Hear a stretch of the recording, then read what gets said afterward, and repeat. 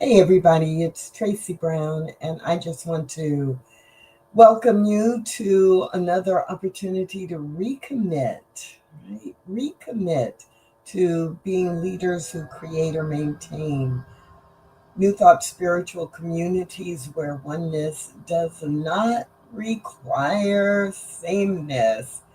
Ooh, every time I say that, I get reminded of how many times people have said to me, well, Tracy, we don't really, need to talk about inclusion because it's automatic, right? We believe in oneness, and so we're all one. And every time it catches me, even when I'm saying it, repeating what other people say, because we are all connected, yes, but we are not all the same. And in our human experience, being aware of and being committed to and being skilled in including ourselves in environments where we are different from everyone else is important, and being able to include people who are different from us in the environments we're comfortable in is equally important. So, if this happens to be your first time seeing me, or someone sent you the link to this very brief prayer experience, um, the focus on the prayers for inclusion is in support. We come together on the third Saturday of every month to recommit. And if you need more information about this whole conversation, then you might find the book Stained Glass Spirit, Becoming a Spiritual Community Where Oneness Does Not Require Sameness, or you can visit Stained Glass Spirit, or one word, .net. And throughout the month, we post quotes to inspire us or links to things that are happening that you can participate in. So, for this Prayers for Inclusion, we really focus on recommitting through the spiritual practice of prayer. And today, the inspiration from the prayer is going to be a random quote from the book, a quotation from the book, which is why I have it in my hand. And if you don't have the book, near the back of the book, maybe the last 10 pages, are additional quotes that we all can use when we are talking about, thinking about, or teaching about being inclusive in spiritual communities. Okay, so it is random.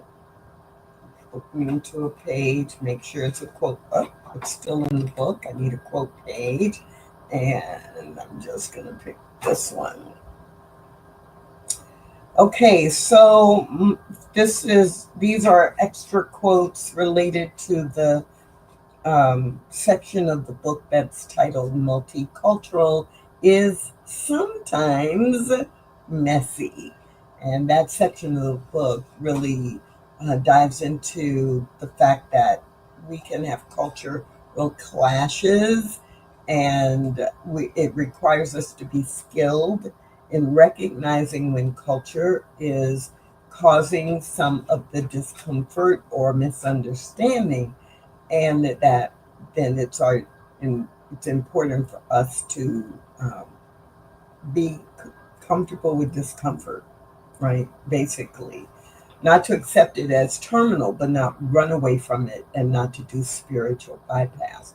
So these quotes in this section remind us that multicultural is not always comfortable, but from a spiritual imperative, it is important for us to dive into the multicultural messiness, not run away from it. So My hand actually landed kind of right between two quotes. So I'm reading them to see which one, or maybe I'll use them both. Yes, I'll use them both. So the first quote is from Ernest Holmes. From one come many. All come from the one, and all live in and by the one. From unity comes multiplicity, but multiplicity does not contradict unity. It is like the soil. We grow many plants from one soil, but the unity of the soil is never disturbed. So, the one mind, working through the creative medium of the universe, produces many things. I know that's a little bit long, and I'll read it again as I go into prayer, and then at the end of prayer, or during the prayer, I'll use this quote by Susan Alva. You have to tell the truth, even if it's not politically popular or runs against the racist stereotypes people have been taught. When you don't, the consequences are far reaching. You lay the basis for further attacks against all immigrants and all people of color for the sake of tactical considerations, which are really illusions. Susan Alba. So, thanks for joining me. I invite you to simply take a deep breath and relax into the truth of life itself and center yourself in whatever way is comfortable for you. And in this moment, I repeat this Ernest Holmes quote that lays the foundation for this prayer. I remember now that from one come many, all come from the one, and all live in and by the one. From unity comes multiplicity, but multiplicity does not contradict unity. It's like the soil. We grow many plants from one soil, but the unity of the soil is never disturbed. So the one mind, working through the creative medium of the universe, produces many things. Ernest Holmes. It is this soil that I imagine in my mind right now, this soil from which all plants grow, knowing and remembering that this soil is the foundation that provides the nourishment for every seed to grow. And every seed is different. If I plant a tomato seed, I expect to get tomatoes. If I plant a forsythia bush seedling, I expect to get a forsythia bush. If I plant a watermelon seed, I expect to get a watermelon. And all of these different seeds provide different plants, and that is nature doing its job. Right here and right now, remember that all people have been created by the same source, and that source has created each individual person as an individual expression of itself to experience life and humanity in a unique way. Wow, how beautiful is that? And so there is no mistake that there is multiplicity, even though it all comes from one source, the multiplicity of every individual being different from one another. And so I bless this truth, and I know that right now that myself and everyone within the sound of my voice recommits to recognizing every person as an individualized face of God, that every single person is God expressing in a unique way. And this is good. This is not something to be afraid of.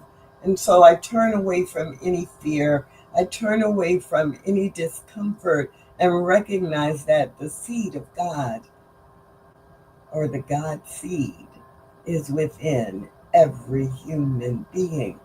So there is no mistake that there are groups of people representing different racial categories, different physical backgrounds, different national origins. That's not a mistake. Different climate and migration changes over centuries and centuries and centuries of time.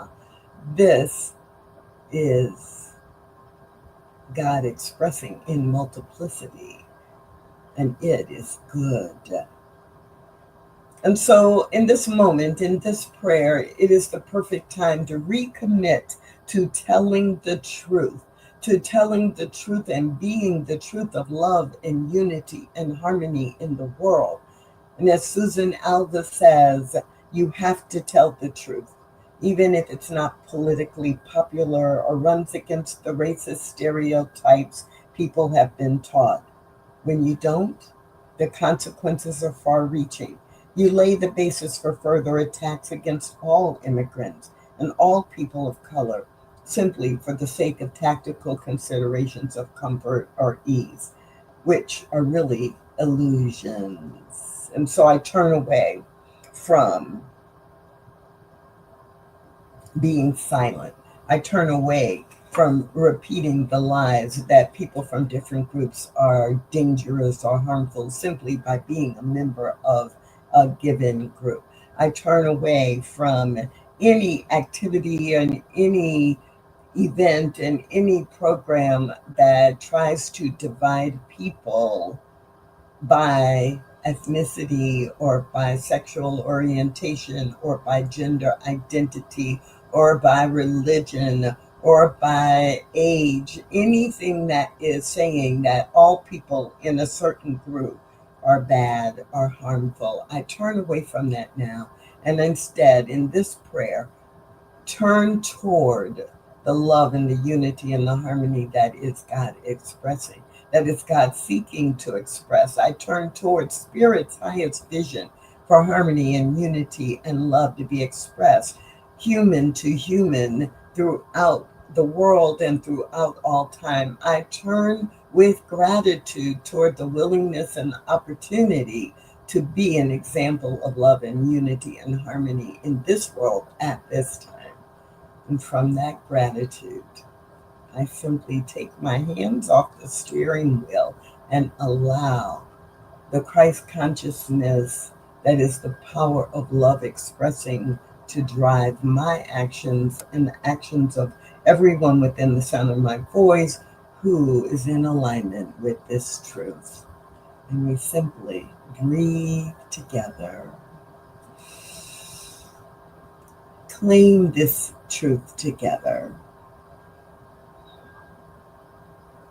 and anchor this prayer by saying Amen, Ashe, Aho, and so it is.